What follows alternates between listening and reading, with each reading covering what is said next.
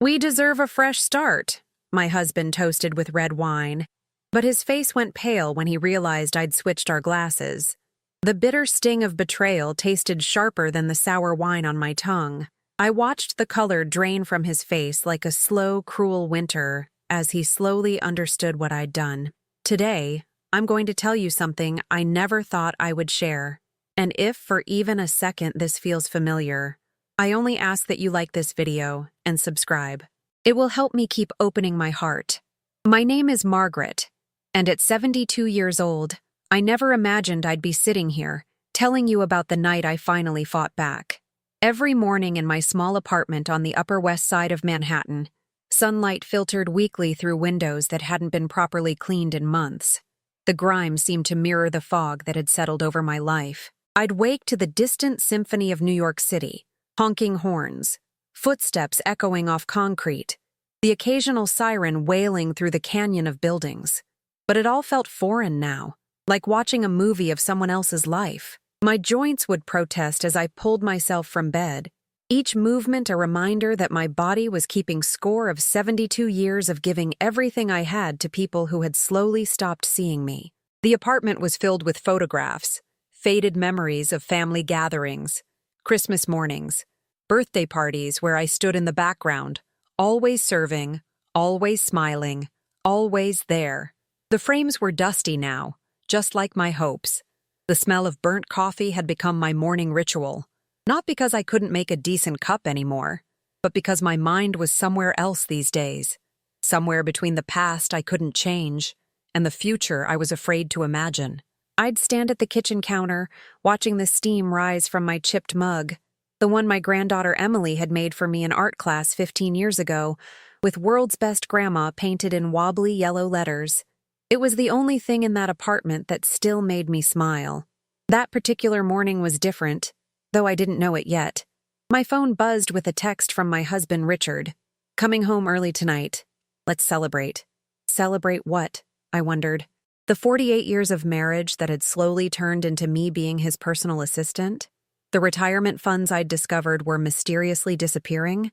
The grandchildren who rarely called unless they needed money? I spent the day cleaning the apartment, buying groceries with money from my own savings account, the one Richard thought I'd closed years ago. I bought his favorite wine, prepared his favorite meal, and put on the dress he once said made my eyes sparkle. I was still hoping, you see, still believing that maybe this time would be different. When Richard walked through the door that evening, expensive briefcase in hand, his smile was too practiced, too perfect. Like an actor who'd been playing the same role for so long he'd forgotten who he really was underneath. He set down 2 bottles of red wine on our small dining table, wine that cost more than my weekly grocery budget. "We deserve a fresh start, Margaret," he said, raising his glass with a flourish that felt rehearsed. The wine caught the lamplight, deep red like the roses he used to bring me when we were young and poor, and actually in love. But here's what Richard didn't know. Earlier that week, while he was supposedly at his book club, I'd followed him. I'd watched my husband of 48 years walk into the Marriott Hotel downtown with a woman half his age. I'd seen him hold her hand the way he used to hold mine. I'd watched him laugh with her the way he hadn't laughed with me in years. So when he raised that glass, talking about fresh starts while wearing the cologne I'd bought him for Christmas, but that he'd apparently been saving for her, something inside me finally snapped. Not dramatically. I wasn't screaming or throwing things. It was quieter than that. It was the sound of a woman finally deciding she'd had enough. Without saying a word, I reached across the table and switched our glasses. His was in my hand, mine was in his, and he was still talking about new beginnings and how we needed to put the past behind us.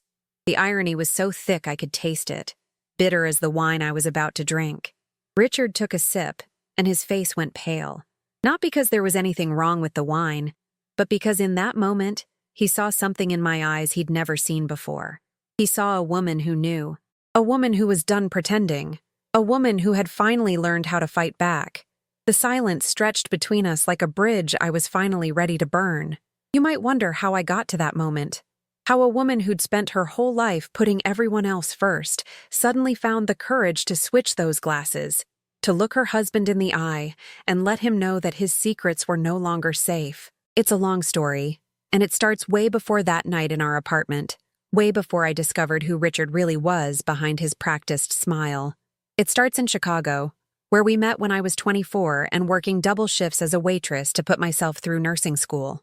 Richard was a junior accountant then, full of dreams about making it big in finance. He was handsome in that clean-cut way that mothers loved, with dark hair that never seemed out of place, and a smile that made me believe in fairy tales. Our wedding was small but perfect. We held the ceremony in a little church in Brooklyn, where my aunt lived. The magnolia trees were in bloom, filling the spring air with a sweetness that made everything feel possible. I wore my mother's dress, altered to fit my smaller frame, and Richard wore a borrowed suit that made him look like he was ready to conquer the world. In those early years, we were a team. When the heating broke in our tiny apartment, we'd huddle together under every blanket we owned, laughing about how we'd tell our children about the winter we nearly froze to death. When money was tight, we'd walk through Central Park instead of going to the movies, making up stories about the people we passed. Richard would hold my hand and tell me that someday he'd buy me a big house with a garden where I could grow all the flowers I wanted. I believed him. I believed in us. The children came. First Lisa, then Michael 2 years later. I'd put my nursing career on hold, of course. That's what wives did then, what mothers did. Richard was working long hours, trying to climb the corporate ladder, and someone needed to be home with the babies. I told myself it was temporary, that once the children were older, I'd go back to school, maybe even open my own practice. But temporary has a way of becoming permanent when you're not paying attention. The sacrifices started small, little things that seemed reasonable at the time. Richard needed new suits for his job, so I'd buy my clothes secondhand. The car needed repairs, so I'd walk to the grocery store instead of taking the subway. We couldn't afford a babysitter, so I'd stay home while Richard went to company parties that might lead to promotions. Each sacrifice felt noble then. I was building something bigger than myself, a family, a future, a love story that would span decades. I'd watch Richard leave for work each morning in his pressed shirts and polished shoes, and I'd feel proud. Proud of the man I was supporting, proud of the home I was creating, proud of the children I was raising. But pride has a way of curdling when it's not returned. The first real crack appeared when Lisa was 5 and Michael was 3. Richard had been promoted to senior accountant, and we'd moved to a slightly bigger apartment in Queens. We were doing well. Not rich, but comfortable. Stable. I'd started talking about going back to school, maybe taking some evening classes while Richard watched the children. Evening classes? He'd said, barely looking up from his newspaper. Who's going to pack my lunches? Who's going to make sure the children's homework is done? I'd laughed it off then, told myself he was just being practical. But the seed was planted. The idea that my dreams were secondary, that my role was to serve, that my worth was measured by how well I maintained everyone else's comfort. The years passed in a blur of school events and doctor's appointments, birthday parties and family dinners. I was always there, always organizing, always giving. Richard's career continued to flourish. He was making good money now, investing in stocks, building what he called our nest egg for retirement. I trusted him completely with the finances. After all, he was the expert, and I was just the woman who made sure his life ran smoothly. When Richard lost his first major client, a Fortune 500 company that decided to go with a bigger accounting firm, I saw him cry for the first time in our marriage. He sat at our kitchen table, head in his hands, talking about failure and disappointment. I held him while he sobbed, promising him that we'd get through this together. I took a job at an all-night diner near our apartment. The work was brutal, standing for 8 hours, dealing with drunk customers and impatient taxi drivers, coming home smelling like grease and cigarettes. But the money helped us keep afloat while Richard looked for new clients. I'd work until 3 in the morning, come home, catch a few hours of sleep, then get up to make breakfast for the family. "You're always so tired," Richard would complain when I'd fall asleep during our favorite TV show. "You should try to do less. Do less. Not work less. Do less." As if taking care of our home and our children and working a full-time job was somehow excessive. As if my exhaustion was an inconvenience to him rather than a sacrifice for us. I should have paid attention to the language. I should have noticed how my needs slowly disappeared from our conversations, how my feelings became problems to be managed rather than experiences to be shared. But love makes you deaf sometimes. Hope makes you blind. The children grew up and moved away, as children do. Lisa became a lawyer in Boston, focused on her career and her own problems. Michael moved to California for a tech job, calling less and less frequently as the miles and years stretched between us. I was proud of them, of course. I'd raised independent, successful adults. But success meant distance, and distance meant I was left alone with Richard and the quiet spaces where laughter used to live. That's when the loneliness really set in. Not the dramatic kind you see in movies. No sudden realization or tearful breakdown. It was gradual, like water slowly filling a bathtub. One morning you're fine, and the next, you're drowning in silence. Richard retired from his accounting firm at 67, but instead of traveling or pursuing hobbies like we'd always planned, he seemed to retreat further into himself. He'd spend hours on his computer, supposedly managing our investments and our Bitcoin portfolio. He'd told me we were doing well financially, that his smart investing had turned our modest savings into a significant nest egg. "We're sitting on a small fortune," he'd say with satisfaction. "All those years of careful planning have paid off." I believed him. Why wouldn't I? He was the one who understood money, who'd built our financial security from nothing. I was just the woman who'd worked double shifts and clipped coupons and made sure we never spent more than we earned. My birthdays started passing without much fanfare. Not forgotten exactly, but acknowledged with the enthusiasm you might show for a minor holiday.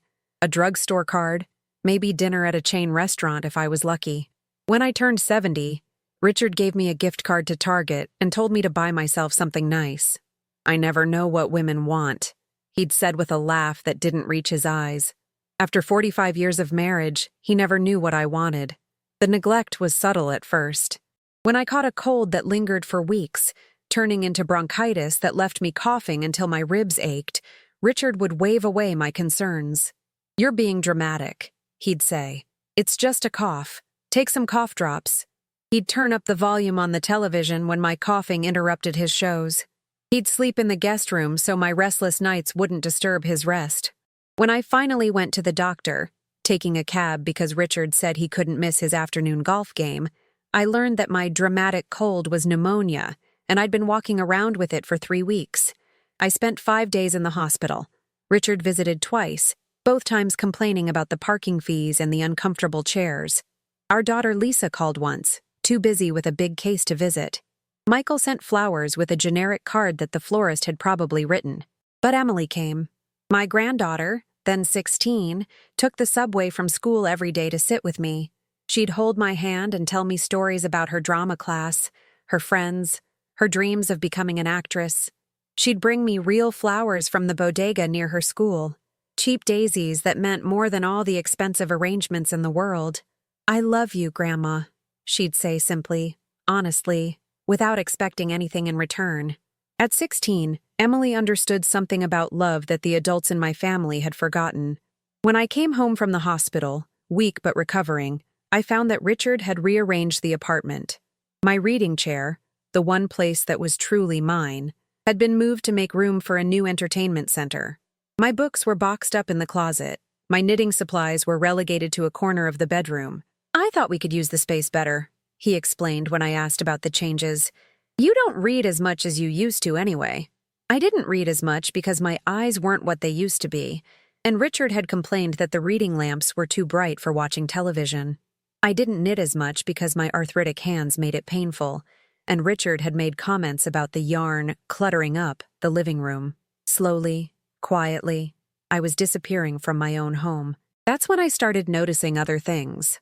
The way Richard would take phone calls in the other room, speaking in hushed tones. The way he'd started dressing better, buying new clothes with money from accounts I supposedly had access to but never actually saw. The way he'd leave the apartment for hours at a time, claiming he was at the library or visiting old colleagues, but coming home smelling like perfume that wasn't mine. When I'd ask about our finances, about the retirement funds, the investments, the Bitcoin holdings he'd mentioned, Richard would get irritated. "You don't understand these things, Margaret," he'd say. "I handle the money. You handle the house. That's how it's always worked." But I was handling less and less of the house, and Richard was handling more and more of the money. Our accounts had been consolidated under his name for tax purposes. The investment statements went to a PO box that only he accessed. Even our apartment lease had been switched to his name alone, supposedly to simplify things for estate planning.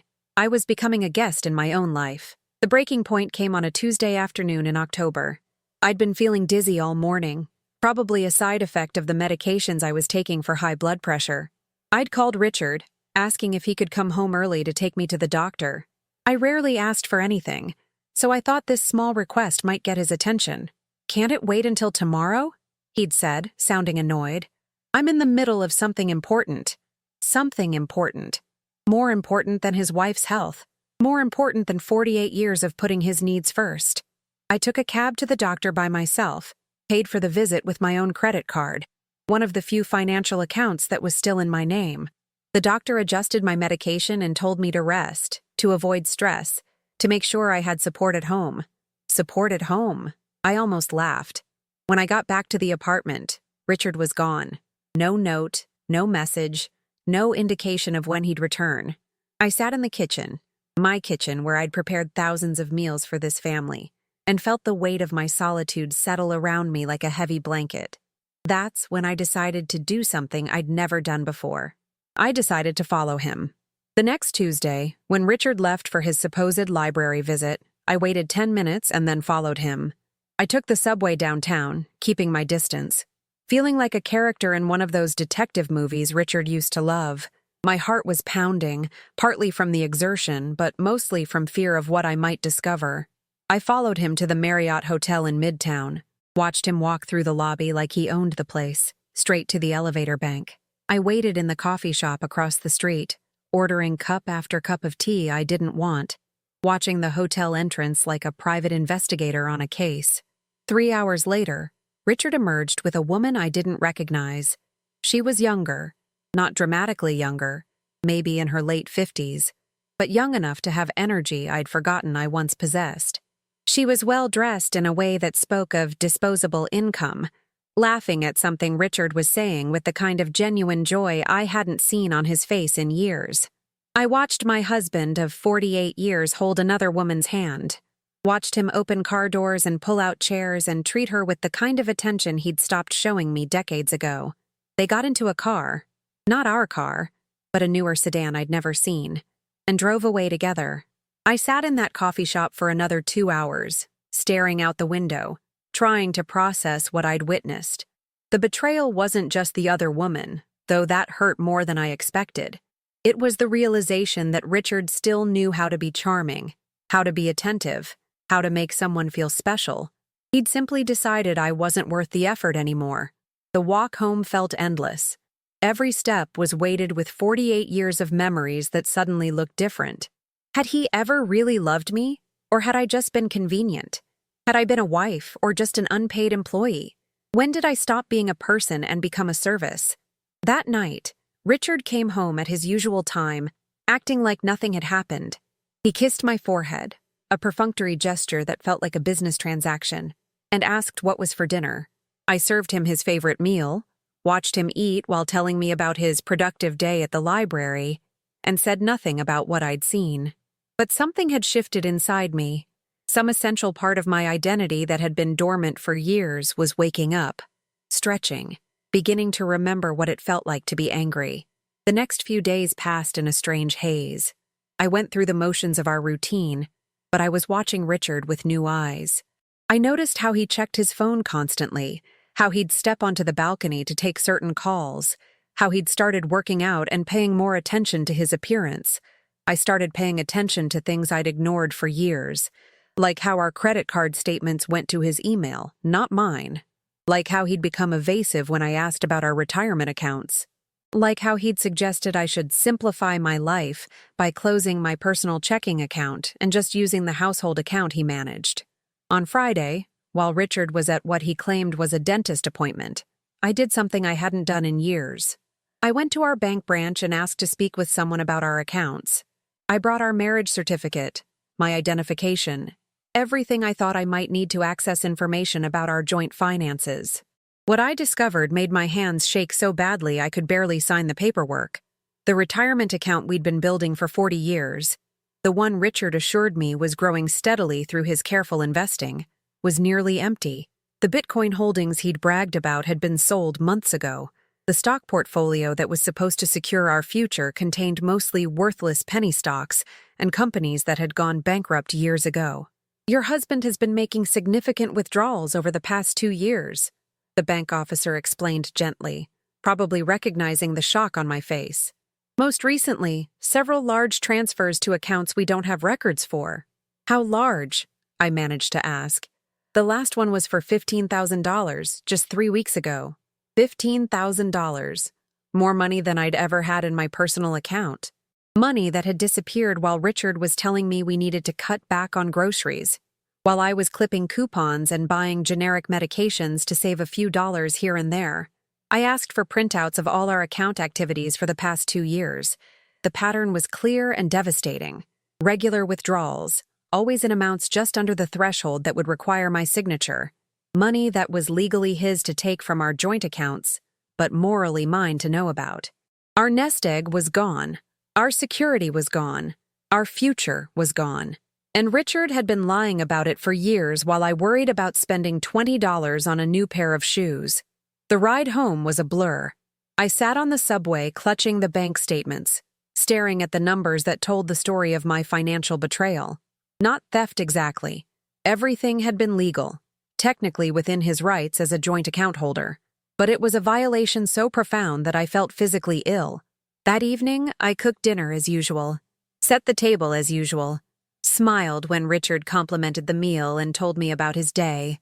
More lies about productive meetings and promising investments. I listened to him talk about our secure future while the bank statements burned like accusations in my purse. We should probably start thinking about downsizing, he said casually over dessert. Maybe move to a smaller place, something more manageable. Manageable. He wanted to move us to a smaller apartment, one that would cost less to maintain, while he spent our money on another woman. He wanted me to give up even more while he took even more. That's when I knew I had to act. Over the weekend, I made a decision that would have been impossible for me just a month earlier. I opened a new bank account, one that only I could access. I transferred what was left of my personal savings, money from my small pension, and the part-time job I'd taken at the local library. It wasn't much, but it was mine. I also did something else I'd never done in 48 years of marriage. I hired a private investigator. Detective Patricia Williams was a woman about my age who specialized in infidelity and financial investigations. She had kind eyes but a firm handshake, and she listened to my story without judgment or surprise. "This is more common than you might think," she told me. "Men your husband's age, facing their own mortality, sometimes make choices that devastate their families. I've seen it dozens of times." Within a week, Detective Williams had confirmed what I already knew and revealed things I hadn't imagined. Richard wasn't just having an affair, he was planning to leave me. The woman was named Sandra, a divorced real estate agent he'd met through his supposed investment club. He'd been renting an apartment for them with our money, buying her gifts with our money, taking her on weekend trips with our money. More devastating, Detective Williams discovered that Richard had been consulting with a divorce attorney. He was planning to leave me, but not until he'd transferred more assets out of our joint accounts. The strategy was simple. Make it look like we were broke, file for divorce claiming financial hardship, and start fresh with his new life while leaving me with nothing. "He's been very careful about the timing," Detective Williams explained. "At your age, he knows you're unlikely to rebuild financially. He's essentially planning to retire with another woman using the money you helped him save." I sat in her office, staring at photographs of my husband kissing another woman, reading copies of emails where he complained about being trapped in our marriage, looking at financial records that showed months of systematic theft from our joint future. For the first time in 48 years, I felt something I'd never allowed myself to feel about Richard. I felt rage, but I also felt something else, something unexpected. I felt free. Free from the illusion that had kept me prisoner for so long. Free from the hope that things would get better if I just tried harder. Loved more. Gave more of myself. I was 72 years old, and for the first time in my adult life, I was angry enough to fight back. That's how I found myself in our apartment that Tuesday evening, 3 weeks after discovering the truth, watching Richard prepare for what he thought would be just another ordinary evening of lies and manipulation. He'd brought home the expensive wine, probably feeling generous after an afternoon with Sandra. He was preparing his toast about fresh starts, not knowing that his wife had already made plans for exactly that.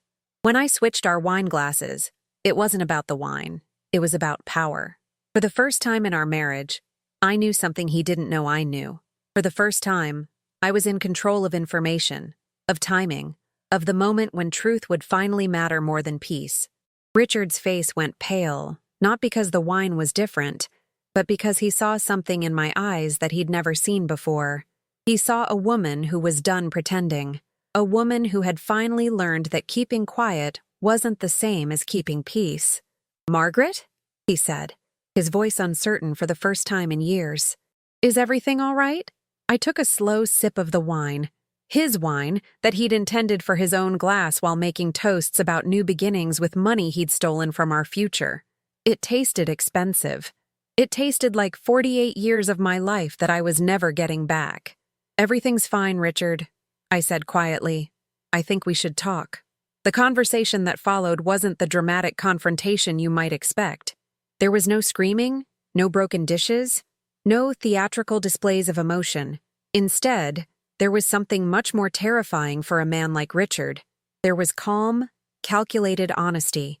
I placed the bank statements on the table between us, next to the wine glasses and the dinner I'd prepared with what was left of our grocery money. I placed the private investigator's report next to the bank statements. I placed photographs of him with Sandra next to the report. Richard stared at the evidence of his duplicity, his face cycling through confusion, denial, anger, and finally something that looked almost like relief. "How long have you known?" he asked. "Long enough," I replied. "Long enough to protect what's left of my future. Long enough to make some decisions of my own." That's when he tried to explain, to justify, to make me understand that he'd never meant to hurt me. The affair was just companionship, he claimed. The money was being invested in better opportunities. The divorce consultation was just exploring options for our mutual benefit. Every word was a lie, and we both knew it. "I want you to leave," I said simply. "Margaret, be reasonable. Where am I supposed to go? This is my home too." "You already have somewhere to go, Richard. You have an apartment with Sandra, remember? The one you've been renting with our money." The apartment lease was in my name, something I'd discovered and quietly had changed back from the joint lease Richard had manipulated me into signing years earlier. Our utilities, our insurance, our mailing address, all of it was in my name, because I'd been the one managing the household while he managed our money into someone else's hands. "You can't just throw me out," he said, his voice rising for the first time. "I have rights. We're married. This is my home." "You're right," I agreed. "We are married, which means I have rights too. Rights to know where our money is going. Rights to be included in financial decisions. Rights to not have my retirement stolen while I'm clipping coupons to save money on groceries." For the first time in our marriage, Richard had no response. He sat there, wine glass trembling in his hand, staring at a woman he no longer recognized. The quiet, accommodating wife was gone, replaced by someone who knew exactly how much he'd stolen and exactly what it was going to cost him. "I've already spoken with an attorney," I continued. "I've already secured my own finances. I've already changed the locks. These are new keys." I placed a single key on the table. "You can take what belongs to you, but this apartment is my home. I'm the one who's been paying for it while you spent our savings on another woman." The silence stretched between us like the 48 years we'd shared, but in reverse. Instead of growing closer over time, we'd grown into strangers. Instead of building something together, he'd been tearing it down while I wasn't watching. Richard collected some clothes, some papers, some personal items that night. He left quietly, without drama, like a guest whose visit had run too long. At the door, he turned back once. "I never wanted it to end this way," he said. "Neither did I replied. "But you ended it a long time ago, Richard. I'm just making it official." After he left, I sat in the quiet apartment, surrounded by the evidence of a life that had been slowly stolen from me over decades. But I also sat surrounded by something else, space, room to breathe, permission to be angry, freedom to decide what came next. The next few days brought the reactions I expected. Lisa called, furious with me for throwing Dad out and destroying the family over money. When I tried to explain what her father had been doing, she cut me off. I don't want to hear about your marital problems, Mom. Dad says you're being paranoid and vindictive. He says you've changed. I had changed. That was the point. Michael was more diplomatic but equally unsupportive. He offered to mediate between his parents, as if theft and infidelity were simply communication problems that could be resolved with family therapy. Maybe you both just need some space to work things out, he suggested during our brief phone call. Dad made some mistakes, but marriage is about forgiveness, right? Forgiveness. As if 48 years of putting myself second wasn't forgiveness enough. As if discovering that your entire future has been gambled away was just another marital disagreement to work through. But Emily surprised me. My granddaughter, now 22 and finishing college, came to visit the weekend after Richard left. She brought Chinese takeout and cheap wine and listened while I told her the whole story. Not the sanitized version I'd given her parents, but the truth about the loneliness, the neglect, the systematic erasure of my identity and security. I'm proud of you, Grandma, she said when I finished. I know it must have been scary, but you did the right thing. Scary. Yes, it had been terrifying, not just the confrontation with Richard, but the realization that I was 72 years old and starting over. I had limited savings, limited earning potential, limited time to rebuild what had been taken from me. But I also had something I hadn't had in years. I had choice. The first choice I made was about the apartment. Richard wanted me to sell it and split the proceeds, or rather, split what was left after his debts were paid. Instead, I refinanced in my own name, using what remained of my pension and the part-time income from my library job. The payments were tight, but they were mine. The second choice I made was about work. At 72, I wasn't going to find a high-paying career, but I could find purpose. I increased my hours at the library, working with literacy programs and helping other seniors navigate computer systems and online resources. The pay was modest, but the work was meaningful in ways my marriage hadn't been for years. The third choice I made was about forgiveness. Not for Richard. He would need to earn that over time, if it was even possible. But forgiveness for myself. Forgiveness for staying quiet so long. Forgiveness for believing that love meant accepting less than I deserved. Forgiveness for not fighting sooner. Winter turned to spring, and my apartment began to feel like home again. I rearranged the furniture, putting my reading chair back in the best spot by the window. I unpacked my books and organized them the way I liked. I bought flowers for myself, not expensive arrangements, but cheerful daisies and sunflowers that reminded me of Emily's visits. I started taking classes at the senior center, not to fill time, but to explore interests I'd set aside decades ago. Painting, of all things. I hadn't held a brush since high school, but there was something therapeutic about creating color and shape on blank canvas, about bringing something beautiful into existence just because I wanted it to exist. The other women in the painting class came from similar situations. Divorces, widowhood, children who'd grown distant, husbands who'd grown indifferent. We painted and talked and laughed about things that weren't particularly funny, but were somehow healing anyway. You know what I realized? Said Dorothy, a 76-year-old who was painting abstract cityscapes in brilliant blues and greens. I spent 50 years trying to make other people happy, and I never asked myself what would make me happy. What would make me happy? Such a simple question, but I couldn't remember the last time anyone had asked me that, including myself. Spring became summer, and I discovered I enjoyed solitude in ways I'd never expected.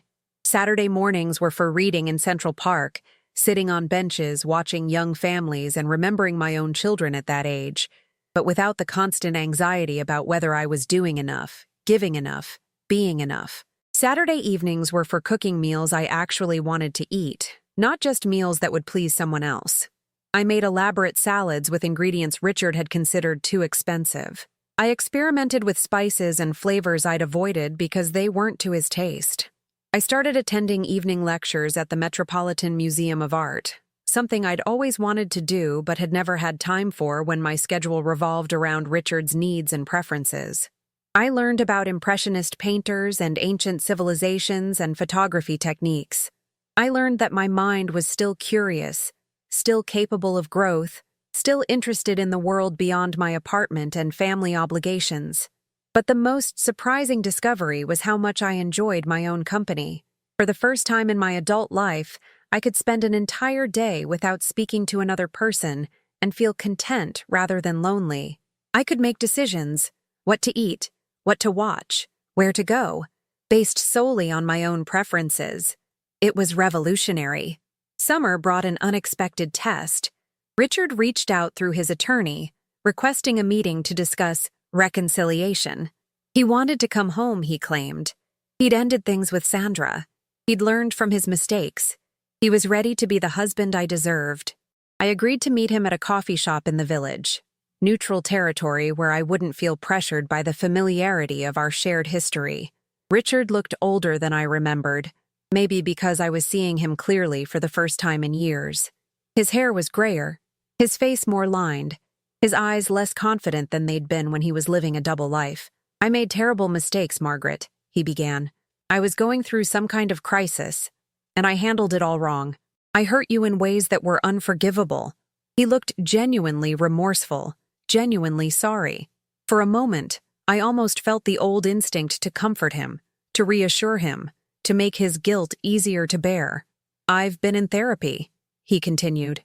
"I've been working on understanding why I did what I did, why I threw away everything good in my life.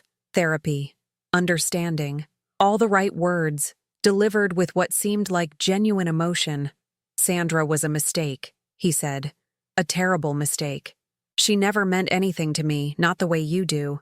You're my wife. You're the mother of my children. You're the only woman I've ever really loved. The only woman he'd ever really loved. He'd loved me while lying to me for years. He'd loved me while stealing our retirement savings. He'd loved me while planning to divorce me and leave me financially destroyed. I want to come home," he said. "I want to make this right. We can rebuild what we lost. We can be happy again. Happy again." As if we'd been happy before, as if the last decade of neglect and manipulation had been some kind of golden age I should want to return to. I looked at this man I'd been married to for 48 years, this man who'd fathered my children and shared my bed and promised to love me until death do us part. I looked at him with the clarity that comes from months of living without constantly anticipating his moods, his needs, his approval. "No," I said simply. "No? Margaret, you can't mean that. We can work through this. Marriage is about forgiveness. It's about fighting for what we have. Fighting for what we have. But what did we have, really? We had history, yes. We had children and grandchildren and decades of shared memories. But we didn't have trust. We didn't have partnership. We didn't have love that looked like respect. Richard," I said gently, "I forgive you for what you did. I forgive you for the lies, for Sandra, for taking our money, for planning to leave me with nothing. I forgive you because carrying anger is exhausting, and I don't want to be exhausted anymore." He looked hopeful for the first time since we'd sat down. "But forgiving you doesn't mean I'm willing to live with you again. It doesn't mean I'm willing to go back to being invisible in my own marriage. It doesn't mean I'm willing to spend whatever years I have left wondering when you'll decide I'm not enough again. It would be different," he insisted. "I would be different." Maybe you would," I agreed. "But I'm different too. I've learned that I like making my own decisions. I like spending money on things that make me happy without having to justify every purchase. I like not having to worry about whether my cough is bothering someone, or my reading light is too bright, or my books are taking up too much space. I never asked you to get rid of your books. You didn't have to ask, Richard. You just had to sigh every time you saw them, comment about clutter whenever you noticed them, suggest that I might want to organize them every few months. You never asked me to disappear, but you made it clear that your comfort was more important than my presence." He sat back, looking genuinely confused. "I never meant to make you feel that way." "I know you didn't," I said, and I meant it. "That's part of the problem. You never meant to hurt me, but you never considered what might hurt me either. For 48 years, I was responsible for thinking about your feelings, your needs, your comfort, but you never felt responsible for thinking about mine. I can change. I don't want you to change for me, Richard. I want you to change for yourself. I want you to find a way to be happy that doesn't require someone else to be smaller. But I don't want to be there while you figure it out. He tried to argue, to negotiate, to find some compromise that would let him back into the life I'd rebuilt without him. But I'd discovered something over the past 6 months that he couldn't understand.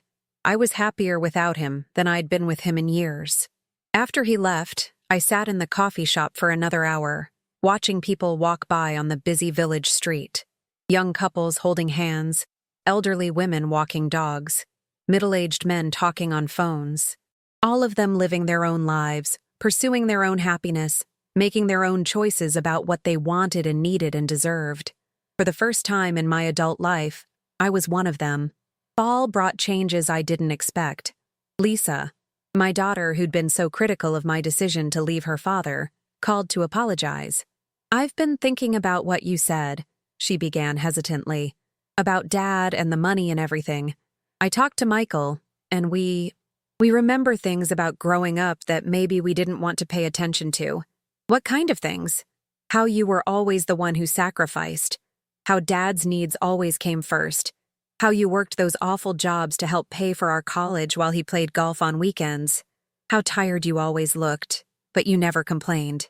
Lisa's voice was thick with something that might have been tears. "I'm sorry, Mom. I'm sorry I didn't support you when you needed me to. I'm sorry I made this about Dad's feelings instead of about what he did to you." Apologies from adult children are rare gifts, unexpected and precious. I held this one close to my heart while we talked about the future, about rebuilding our relationship on different terms, about what it meant to be a family when the foundation has shifted.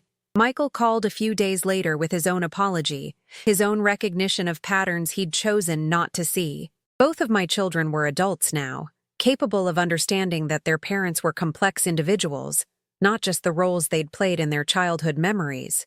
But the biggest surprise came from Emily. My granddaughter, now in her senior year of college, asked if she could spend Thanksgiving with me instead of with the larger family gathering that would include Richard. "I want to hear more stories," she said. "Not the family stories everyone always tells, but your stories. What you wanted to be when you were my age. What you gave up. What you're discovering about yourself now."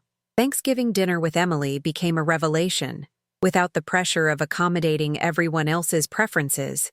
Without the exhaustion of preparing elaborate meals for ungrateful recipients, I could actually enjoy the holiday. We cooked together, experimented with recipes, laughed at our failures, celebrated our successes. "You know what I realized, Grandma?" Emily said as we were cleaning up after dinner. "I've never seen you just relax before. Like, really relax. You're always taking care of someone or worrying about someone or trying to make someone else comfortable. And now? Now you seem, I don't know, peaceful. Like you're finally comfortable in your own skin. Comfortable in my own skin." At 72, I was learning what that meant. Winter arrived early that year, but instead of dreading the cold and isolation, I found myself looking forward to quiet evenings with good books and warm tea. I'd joined a book club at the library, something I never could have done when my evenings were spent accommodating Richard's television preferences. The women in the book club were like me in many ways. Older, experienced, survivors of marriages and careers and children who'd grown up and moved away. But they were also different from me in ways that were inspiring. They traveled alone, took classes for pleasure, pursued interests that had nothing to do with anyone else's approval. "The thing about starting over at our age," said Helen, a 78-year-old who'd left her husband after 53 years of marriage, "is that you realize how much time you wasted worrying about what other people thought." "I wish I'd done it sooner," added Barbara, who'd divorced at 68 and spent her 70s volunteering with wildlife rehabilitation programs. "But I guess we do things when we're ready." Ready. I'd been ready for years, I realized, but I hadn't known it. I'd been ready to stop accepting less than I deserved. Ready to stop pretending that keeping peace was more important than having peace. Ready to stop believing that love meant disappearing.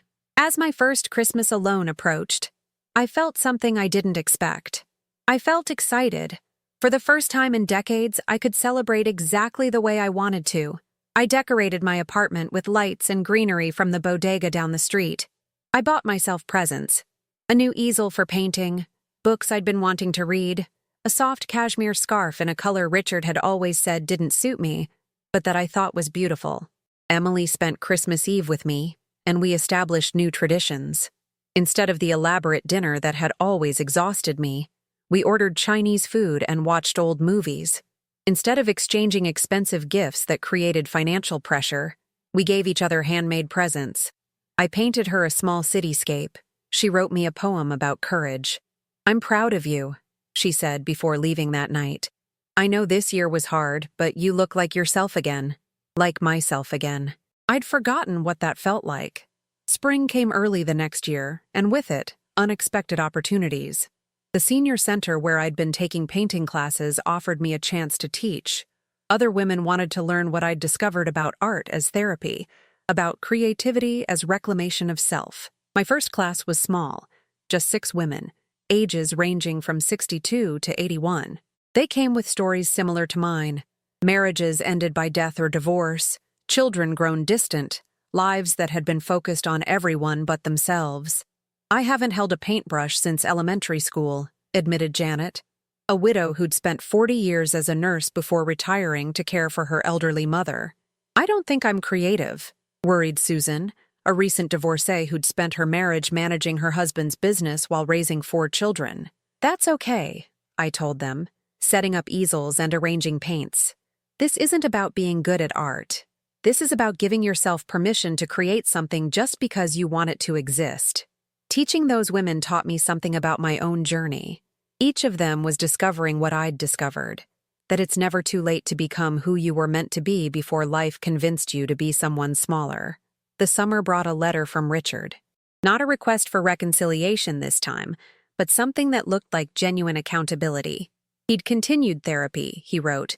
He'd begun to understand the impact of his choices, not just on our marriage, but on his own integrity. He was working to rebuild his relationship with our children, but he wanted me to know that he understood why I'd chosen not to rebuild ours.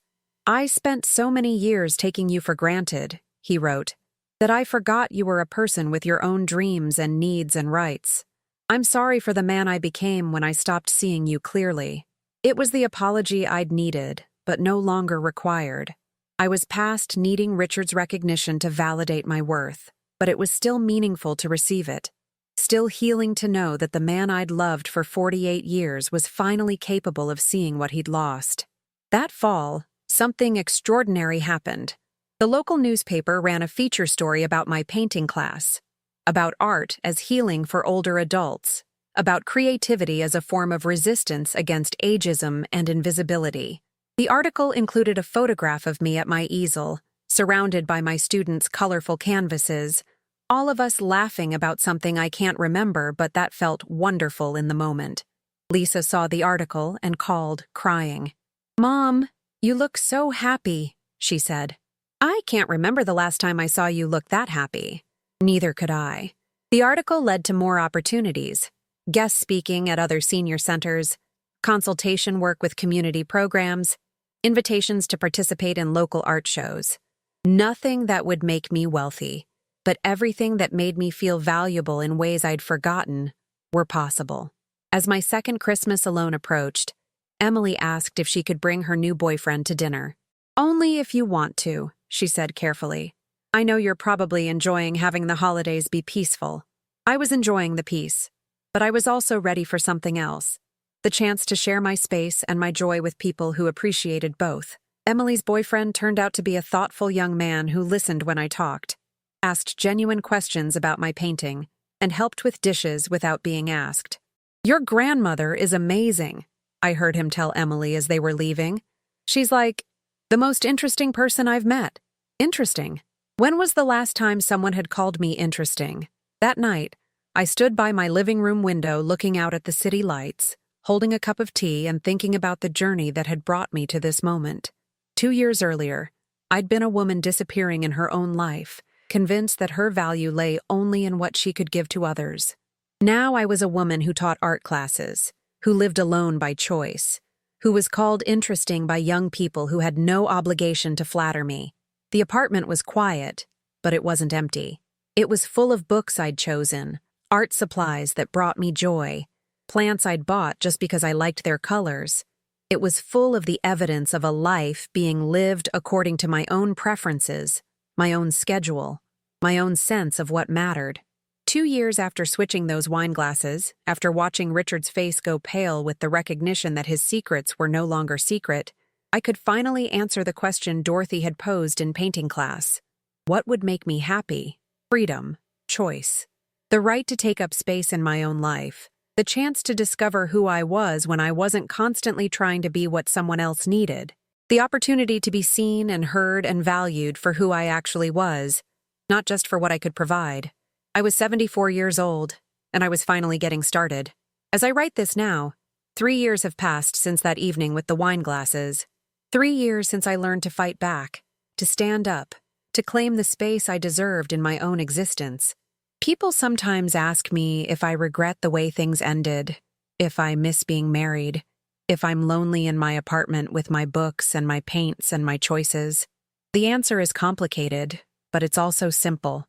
Do I miss being married to the man Richard was when we were young and poor and actually partners in building a life together? Yes, sometimes I do. But that man had been gone for years before I finally acknowledged his absence. Do I miss the comfort of routine? The security of knowing someone else was handling the big decisions? The social acceptance that comes with being half of a couple? Sometimes. But I don't miss the price I was paying for that comfort. My identity, my autonomy, my right to be seen as a whole person rather than a supporting character in someone else's story. Am I lonely? Less than I was when I was married to someone who'd stopped seeing me years before I stopped trying to be visible. The truth is, I've learned to be alone without being lonely, to be single without being desperate, to be older without being invisible.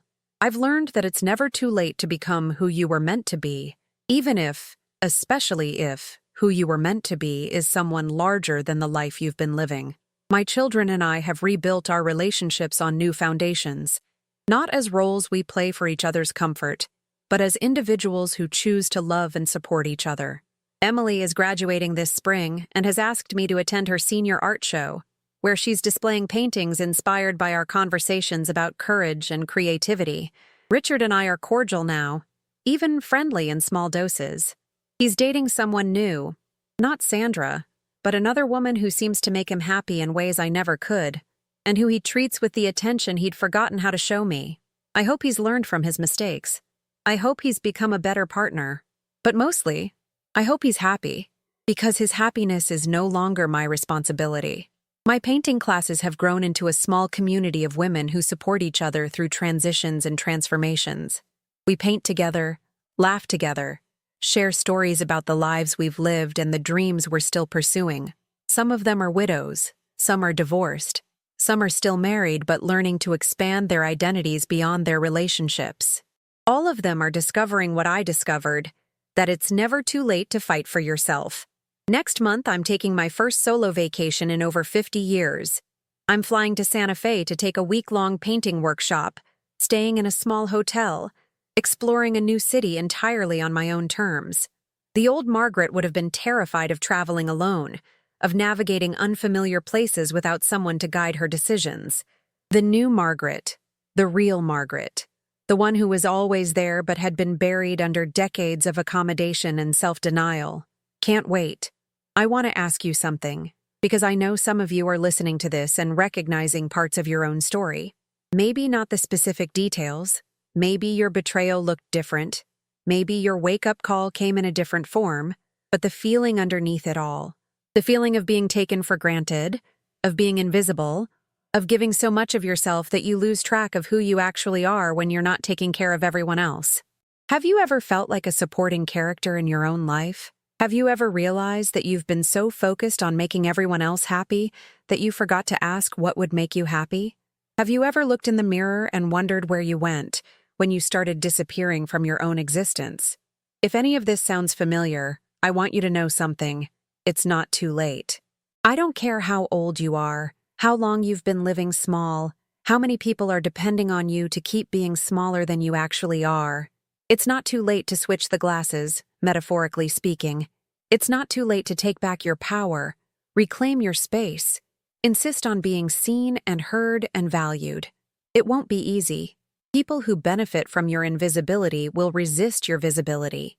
People who are comfortable with your smallness will be threatened by your growth. People who love the accommodating version of you may struggle to love the authentic version of you. But here's what I learned. Anyone who can't love you when you're living at full size doesn't really love you at all. They love what you do for them, what you provide for them, what you make possible for them. But they don't love you.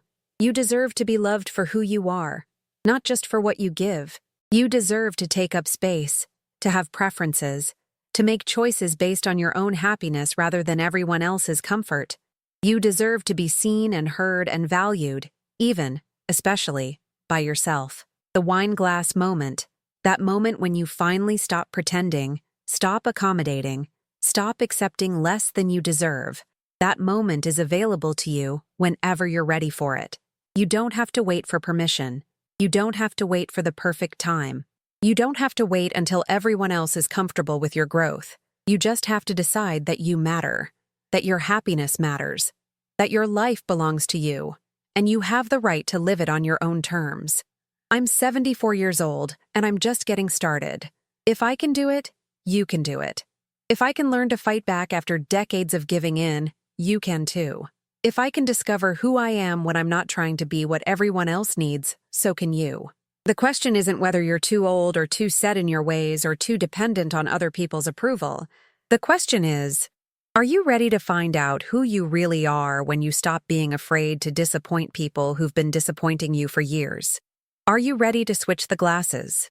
Are you ready to watch the people who've been taking advantage of your kindness realize that you know exactly what they've been doing? Are you ready to stop buying love with pieces of your soul? I hope you are. Because the world needs more women like us. Women who refuse to disappear, who insist on being seen, who claim their space and their voice and their right to happiness regardless of age or circumstance or other people's expectations. The painting workshop I'm attending next month has a motto that I love. It's never too late to create the masterpiece that is your authentic life. That's what I've been doing these past 3 years. Not just painting on canvas, but painting the life I was always meant to live but was too afraid, too conditioned, too accommodating to create. Every brushstroke is a choice. Every color is a decision. Every canvas is a chance to begin again, to try something new, to express something true that couldn't be expressed before. And just like in painting, there are no mistakes in life, only opportunities to adapt, to adjust, to find new ways to create something beautiful from whatever materials you have available. When I first picked up that paintbrush at 72, my hand shook from both arthritis and fear. I'd convinced myself I wasn't creative, wasn't artistic, wasn't the type of person who could make something beautiful. But the women in that painting class, women like me, women who'd spent decades serving others' visions of what their lives should look like, encouraged me to try anyway. Don't think about making something good, Dorothy had said. Just make something that feels true. Something that feels true. That's become my guide for everything now. Not just painting, but living. Does this choice feel true to who I am? Does this relationship honor my authentic self? Does this way of spending my time reflect my actual values rather than my old habits of accommodation? The apartment I live in now tells the truth about who I am.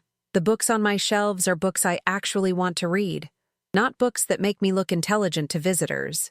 The furniture is arranged for my comfort, not to impress guests who rarely come anyway. The kitchen is stocked with foods I enjoy, not just ingredients for meals that would please someone else. My schedule tells the truth about my priorities. Tuesday mornings are for painting class, because creating art feeds my soul in ways I never expected. Wednesday evenings are for book club, because discussing ideas with other thoughtful women challenges my mind and expands my perspective. Thursday afternoons are for volunteering at the Literacy Center, because helping other people discover the joy of reading connects me to something larger than myself. Saturday evenings are for whatever I want, sometimes solitude with a good book, sometimes a phone call with Emily, sometimes an early movie by myself. The luxury of choice, The freedom to decide how to spend my time based on my own desires rather than someone else's needs still feels revolutionary.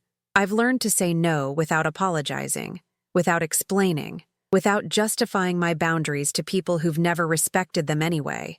When my former friend Martha calls to complain about her husband for hours without ever asking how I'm doing, I politely end the conversation after 15 minutes instead of listening for 3 hours like I used to.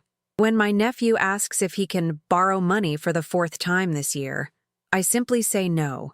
Not, I wish I could help but money is tight, or let me think about it. Just, no, that won't work for me. The word no has become one of my most powerful tools. No, I won't host Thanksgiving dinner for 20 people who criticize my cooking. No, I won't babysit your children every weekend while you go out. No, I won't listen to you badmouth other family members for hours. No, I won't pretend that your problems are more important than my peace. And the remarkable thing is, the sky didn't fall. The family didn't disintegrate. The friendships that were real survived my newfound boundaries, and the ones that were based on my usefulness rather than my worth faded away naturally. I've also learned to say yes in new ways. Yes to opportunities that scare me a little. Yes to friendships that are based on mutual respect rather than mutual need. Yes to experiences that serve no purpose other than bringing me joy. Yes to the watercolor workshop, even though I'd never painted before. Yes to joining the book club, even though I was intimidated by the other women's education levels. Yes to traveling alone, even though the idea terrified me. Yes to teaching painting classes, even though I didn't feel qualified. Each yes has led to another yes, creating a life that feels expansive rather than constrained, adventurous rather than safe, authentic rather than performed. The woman I am now would be unrecognizable to the woman I was 3 years ago. Not physically. I look like any other 74-year-old woman, with gray hair and wrinkled hands and the slight stoop that comes with age. But there's something different in my eyes now, something my granddaughter Emily noticed during her last visit.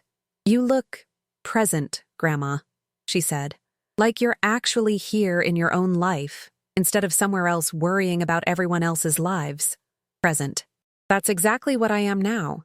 Present in my own existence. Engaged with my own experience, invested in my own happiness. For decades, I'd been living in some future moment when everyone else would finally be satisfied, when I would finally have permission to consider my own needs, when it would finally be my turn. But there is no future moment when it becomes your turn, if you don't make it your turn now. There's no magical age when you suddenly deserve consideration if you haven't been practicing self-consideration all along. There's no external validation that will finally convince you that you matter if you haven't already decided that you matter. The wine glass moment.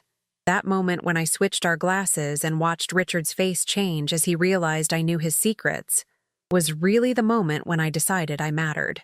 When I decided my feelings were worth protecting, my future was worth securing, my truth was worth telling. But that decision didn't happen in one dramatic evening. It happened in countless small moments over weeks and months. Each time I chose to pay attention to my own discomfort instead of dismissing it. Each time I chose to investigate my suspicions instead of ignoring them. Each time I chose to take action instead of hoping things would magically improve. The decision to matter is made in small increments. And then one day you wake up and realize you've been living like you matter for months without even noticing. Now, when I wake up in the morning, my first thought isn't about what everyone else needs from me. It's about what kind of day I want to have. Do I want to spend the morning reading in the park? Do I want to try a new recipe? Do I want to call Emily and hear about her latest art project? Do I want to work on my own painting? The choices are mine, and they're based on my preferences rather than my obligations. This shift, from obligation-centered living to preference-centered living, has been the most significant change in my life. I still have obligations, of course. I still need to pay bills and keep my apartment clean and maintain my health. But these obligations no longer define me or consume all my time and energy. They're just the necessary framework within which I create a life that actually belongs to me. When people ask me what I miss most about being married, they expect me to say companionship or financial security or having someone to share experiences with. But the truth is, What I miss most is the illusion that someone else was responsible for my happiness. There was something seductive about believing that if I could just love Richard enough, serve him well enough, anticipate his needs perfectly enough, he would make me happy in return. It put the burden of my contentment on someone else's shoulders, which meant I didn't have to take responsibility for creating my own joy. But it also meant I was constantly disappointed when he failed to provide the happiness I was looking for. I was angry when he didn't appreciate my sacrifices, hurt when he didn't prioritize my needs, resentful when he took my service for granted. Now I understand that my happiness is my responsibility, not in a harsh, lonely way, but in an empowering, liberating way. I get to decide what makes me happy. I get to create the conditions for my own joy. I get to build a life that reflects my values, serves my interests, honors my dreams. And paradoxically, taking responsibility for my own happiness has made me happier than I ever was when I expected someone else to provide it for me. The painting classes I teach have become a laboratory for this kind of transformation. Women come to me thinking they want to learn about art, but what they really want is permission to create something that's entirely their own. They want to experience the joy of making choices based on their own aesthetic preferences, rather than someone else's approval. In those classes, I watch 70-year-old women light up when they discover they love bright, bold colors, even though their husbands always said such colors were too much. I watch 65-year-old divorcees experiment with abstract expressionism because no one is there to tell them their paintings don't look like anything. "I never knew I liked purple so much," said Helen during our last class, stepping back from a canvas covered in various shades of violet and lavender. "My late husband used to say purple was a silly color, so I never had anything purple in our house. Now you can have as much purple as you want," I told her. "Your house can be a tribute to purple if that's what makes you happy." She laughed, but I could see tears in her eyes. 20 years of widowhood, and she was just now discovering she had the right to like purple. These small revelations about color preferences, food choices, music tastes, ways of spending time seem trivial, but they're actually profound. They're the building blocks of authentic selfhood. They're how we learn to recognize our own voices after years of amplifying everyone else's. Last month, I made a decision that would have been impossible for the old Margaret. I cut my hair short. Very short. At 74, I decided I was tired of spending time and money maintaining long hair that I'd kept only because Richard had once said he preferred women with long hair. The salon experience was revelatory. I'd been going to the same stylist for 15 years, a woman named Carol, who knew exactly how to trim my hair without changing anything substantial about the style. When I told her I wanted to cut it all off, she looked concerned. "Are you sure, honey? That's a big change." "What does your husband think?" "I don't have a husband anymore," I said, "and I want it short." The woman in the mirror after Carol finished cutting looked like someone I'd never seen before. Confident, contemporary, unafraid to take up space. The short hair framed my face in a way that emphasized my eyes rather than hiding them. I looked like myself, but a version of myself that had finally stopped apologizing for existing. When I got home and looked in my bathroom mirror, I cried. Not from sadness, but from recognition. I was looking at a woman who made choices based on her own preferences. A woman who was willing to be seen. A woman who had stopped trying to be whatever she thought others wanted her to be. Emily called the next day and asked for a video chat. When she saw my hair, she gasped. "Grandma, you look amazing. You look like, I don't know, like yourself, but more so. Like myself, but more so." That's exactly what I was becoming. Not a different person, but a fuller, more authentic version of the person I'd always been underneath all the accommodation and people-pleasing. The short hair was more than a style choice. It was a declaration. A declaration that I was done making decisions based on what others might prefer. A declaration that my appearance belonged to me. A declaration that at 74, I was still capable of transformation.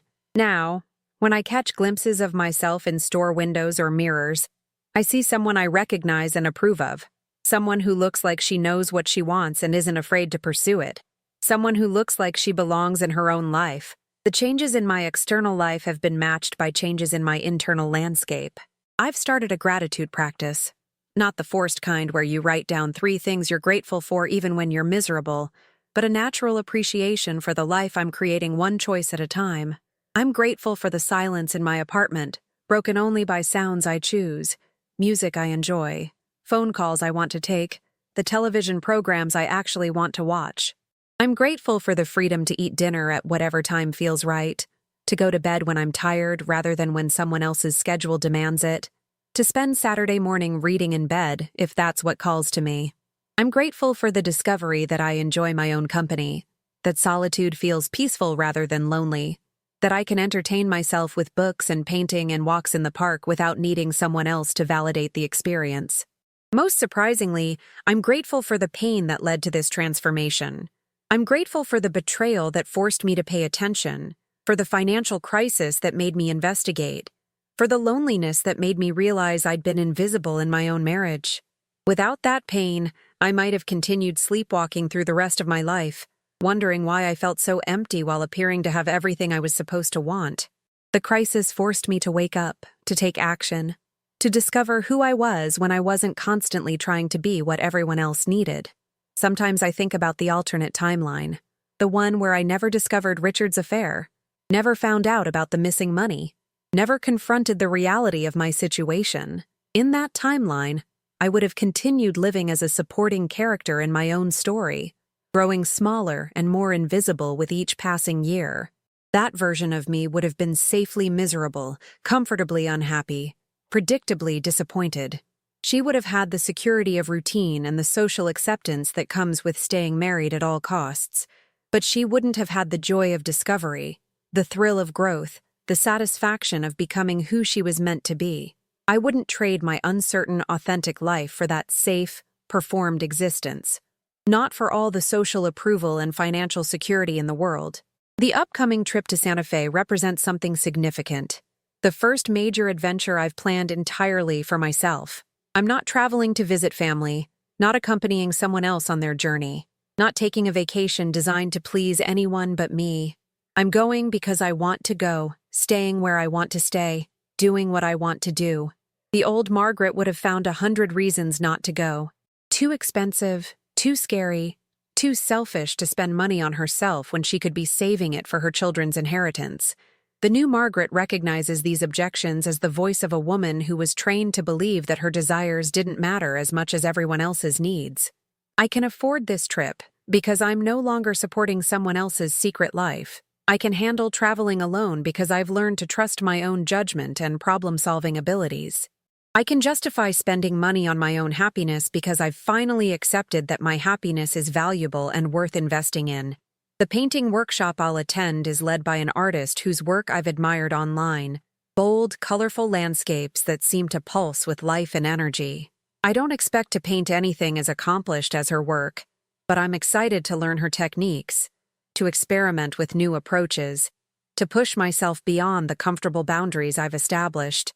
There's something metaphorical about learning to paint landscapes. For so many years, I was focused on the foreground of my life, the immediate needs of my family, the daily tasks that kept our household running, the constant attention to everyone else's comfort and happiness. But landscapes require you to see the bigger picture, to understand how foreground and background work together, to appreciate the way light changes everything depending on the time of day and season of the year. Learning to paint landscapes has taught me to see my own life in broader perspective. When I look back at my marriage to Richard, I can see now that I was so focused on the daily details, making his coffee the way he liked it, keeping the house clean, managing the social calendar, that I missed the bigger patterns.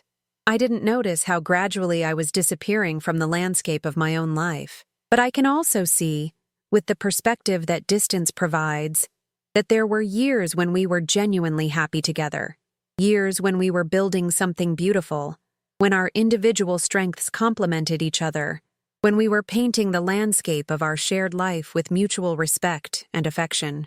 The fact that the painting later became distorted, that Richard began to paint over my contributions, that I eventually became invisible in the composition, doesn't negate the beauty that existed for a while.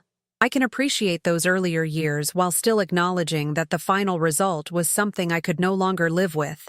This perspective has helped me forgive Richard more completely, not because what he did was acceptable, but because I can see him as a full human being rather than just the man who betrayed me.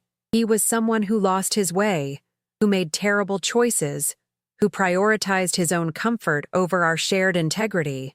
But he was also the young man who held my hand while we walked through Central Park, who cried when our children were born, who worked long hours to support our family during difficult financial times. Both versions of Richard are true, and accepting this complexity has freed me from the exhausting work of hatred.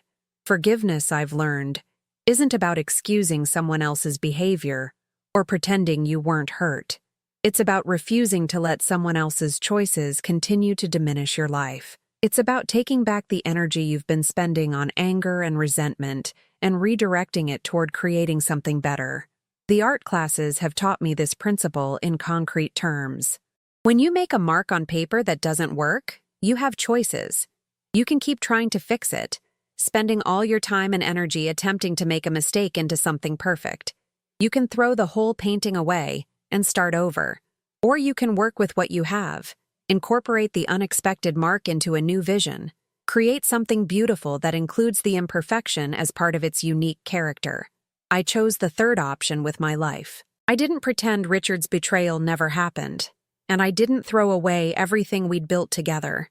Instead, I incorporated the difficult experience into a new vision of what my life could be, one that included the wisdom I'd gained from pain, the strength I'd discovered through adversity, the self-knowledge I'd earned through crisis. The painting of my life now includes some dark colors, some rough textures, some areas where the composition shifted dramatically. But it also includes brightness I never had before, depth I couldn't have achieved without contrast, beauty that only emerged when I stopped trying to create what others expected and started expressing what was actually true. In 2 weeks, I'll board a plane to Santa Fe with a heart full of anticipation rather than anxiety. I'll stay in a small hotel room that's arranged only for my comfort, eat meals at restaurants I choose based only on my preferences, explore museums and galleries and landscapes that interest me without considering anyone else's entertainment. But more than that, I'll be traveling as someone who finally knows herself, someone who trusts her own judgment, someone who believes she deserves good things. I'll be traveling as Margaret, not Richard's wife, not Lisa and Michael's mother, not anyone's caretaker or supporting character, just Margaret. Finally, fully, authentically Margaret. And that, more than any destination, feels like coming home.